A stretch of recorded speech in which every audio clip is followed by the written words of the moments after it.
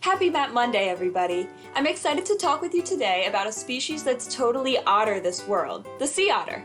In addition to being the totally adorable, hand-holding, mischievous marine mammals that we know and love, the sea otter is also a keystone species. Keystone species get this name because of how similar their role is in their ecosystem to that of the keystone in an arched bridge. If the keystone were removed from a bridge, the whole thing would come crumbling down.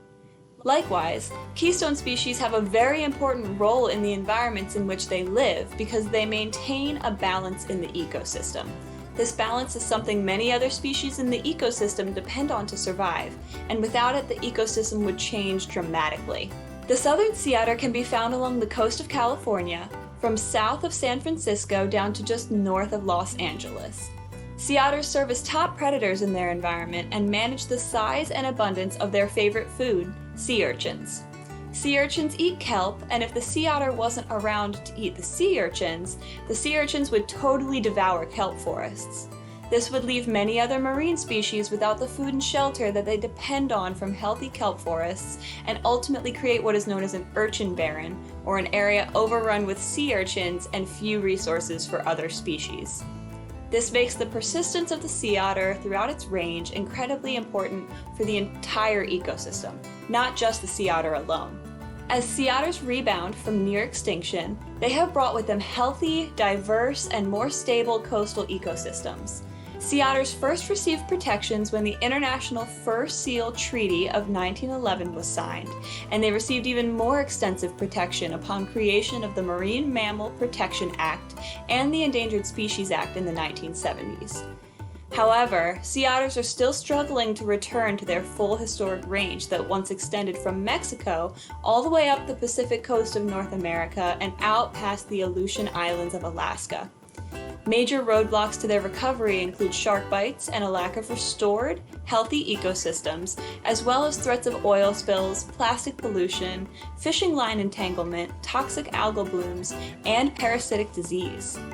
Defenders of Wildlife is working with local communities and Sea Otter Savvy, a program educating Californians on how to behave responsibly around sea otters, to foster sea otter stewardship along the coast and educate the public on the importance of sea otters and other California wildlife. There is also the annual Sea Otter Census that is completed each May to understand the regional and range-wide population trends for the southern sea otter. This map here shows the density of sea otters per 10 kilometers of coastline from the 2018 Sea Otter Census. The dark red is the highest density of sea otters, and the light yellow is the lowest. Defenders also has field staff on the ground working to restore the sea otter, including our California representative, Andy Johnson. Let's take it over to Andy to learn more. Sea otters in California have shown remarkable resilience over the centuries since the fur trade ended. But clawing their way back from near extinction during a period of massive human population growth along the coastline has had its challenges. Sea otters have faced conflicts with fisheries and human recreational activities. They've encountered constant flows of pollutants and disease from the land into their nearshore waters. And they've strived to expand their range despite attacks from white sharks, entanglements in fishing gear, and disturbance from ecotourists.